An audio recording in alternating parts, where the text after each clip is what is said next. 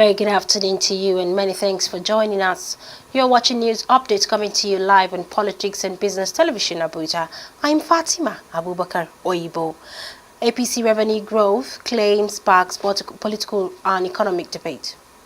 On the news at this hour, President Bola Tinubu's announcement that Nigeria has already met its 2025 revenue target has ignited sharp reactions across the political and economic spectrum. The ruling All Progressive Congress praised the achievement, crediting Tinubu's economic reforms for placing Nigeria on a path to recovery.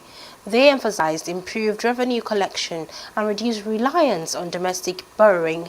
In response, opposition parties including the Labour Party, African Democratic Congress, New Nigeria People's Party and the Coalition of United Political Parties criticized the claim.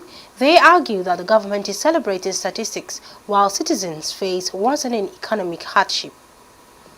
While economists question the assertion that local borrowing has ceased, citing ongoing debt market activities by the Debt Management Office and the Central Bank of Nigeria, they called for transparency and clarification from fiscal authorities.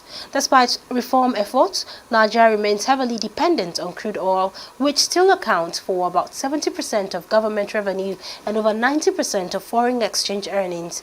Diversification promises have yet to yield significant shifts. Since taking office in 2023, President Tinubu has implemented major reforms, including subsidy removal and exchange rate unification. While these have boosted revenue, they've also intensified economic pressures on citizens.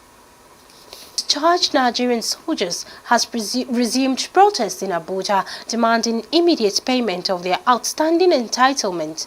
The ex-servicemen who had previously suspended their demonstrations on August 4th, following assurance from officials of the Ministry of Defense and Finance, returned to the streets after the promised payment failed to materialize by the agreed deadline of August 10.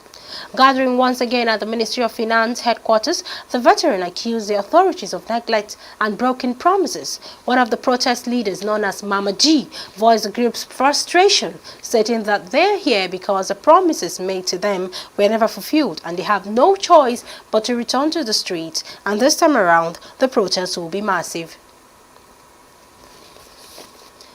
The Federal Ministry of Environment has issued a 5-day flood alert, warning of heavy rainfall and potential flooding across 43 locations in 15 states from September 4th to 8, 2025. The alert, signed by Director Usman Abdullahi Bokani, highlights Nigeria's ongoing vulnerability to flooding, exacerbated by climate change and poor drainage infrastructure.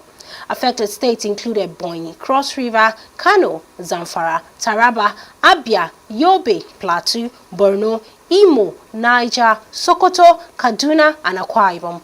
Flooding historically led to widespread displacement, destruction of farmland, and outbreaks of waterborne diseases.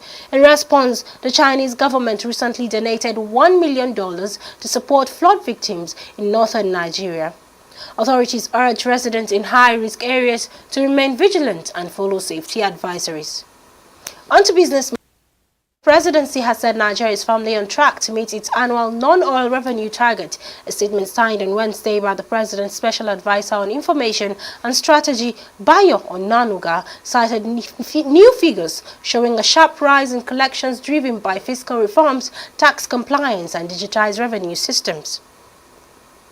The statement was titled Nigeria's Non-Oil Revenues Power Strongest Fiscal Performance in Recent History. According to data released for January to August 2025, non-oil revenue rose to 20.59 trillion naira, up 40.5% from the 14.6 trillion naira recorded during the same period in 2024. Onto the foreign scene. In a firm statement issued on Wednesday, Russia has categorically ruled out any discussion regarding the deployment of foreign troops in Ukraine. Regardless of the context or format, Foreign Ministry spokeswoman Maria Zakharova described the idea of a political post-conflict international security force as fundamentally unacceptable, warning that such intervention will undermine regional security. The announcement comes amid ongoing diplomatic efforts in Europe, where leaders are exploring post-war security guarantees for Ukraine. European Commission President Ursula von der Leyen recently revealed that EU has pretty precise plans for a multinational force contingent on a peace agreement.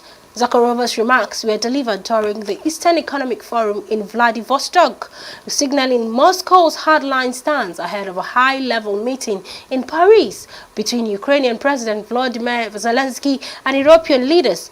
French President Emmanuel Macron confirmed that security arrangements for Ukraine have been finalized, though details remain confidential.